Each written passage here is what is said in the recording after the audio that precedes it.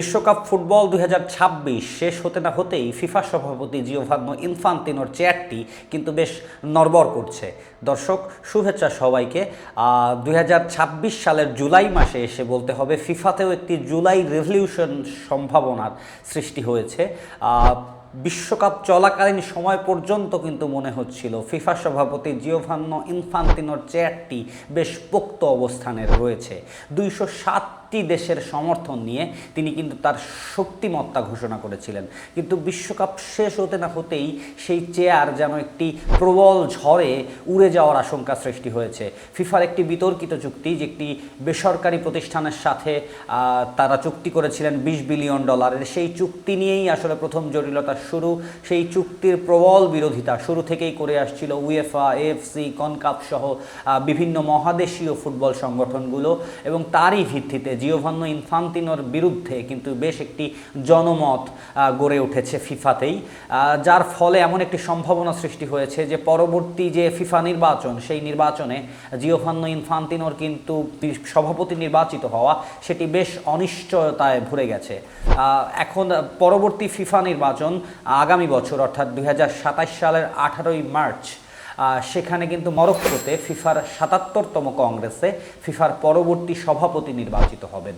এখন সেই সভাপতি নির্বাচনকে ঘিরে বেশ কিছু মতামতের সৃষ্টি হয়েছে যে জিওভান্নো ইনফান্তিনোই কি পরবর্তী সভাপতি থাকছেন কিনা, এবং তিনি যদি না থাকেন তাহলে সেক্ষেত্রে পরবর্তী সভাপতি হিসেবে যোগ্য বা শক্তিশালী কারা আছেন সেইটি কিন্তু সেই ক্ষেত্রে বেশ কয়েকজনের নাম শোনা যাচ্ছে, যদিও এখনও অফিসিয়ালি কেউই নিজেকে ফিফা সভাপতির প্রার্থী হিসেবে ঘোষণা করেননি।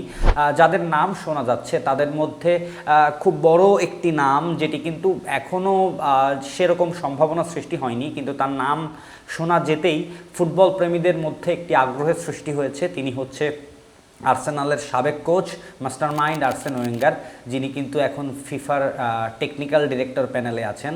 তাছাড়াও শোনা যাচ্ছে পিএসজির বর্তমান মালিক এবং তিনি কিন্তু ইউরোপিয়ান ফুটবল ক্লাব অ্যাসোসিয়েশনের সভাপতি সেই নাসের আল খেলাইফি, এবং এদের পাশাপাশি খুব জোরে সোরে যারা সম্ভাব্য প্রার্থী হয়ে উঠতে পারেন তাদের মধ্যে একজন আমাদের এশিয়া মহাদেশের এশিয়ান ফুটবল কাউন্সিলের সভাপতি সালমান বিন ইব্রাহিম, এবং তাছাড়া কনকাফের যিনি সভাপতি ভিক্টর মন্টাগ্লিনি, তারা প্রত্যেকেই কিন্তু ফিফার পরবর্তী সভাপতি হিসেবে প্রার্থিতা ঘোষণা করতে পারেন এবং ফিফার পরবর্তী সভাপতি হয়ে উঠতে পারেন। দর্শক, আপনাদের মতামতটা কি? আপনারা কি জিওভান্নো ইনফান্তিনোকে আরও একবার ফিফা সভাপতি হিসেবে দেখতে চান, নাকি এই নতুন মুখের মধ্যে কাকে পরবর্তী ফিফা সভাপতি হিসেবে আপনাদের পছন্দ? দর্শক, সেটিই জানান আমাদের মতামতের ঘরে।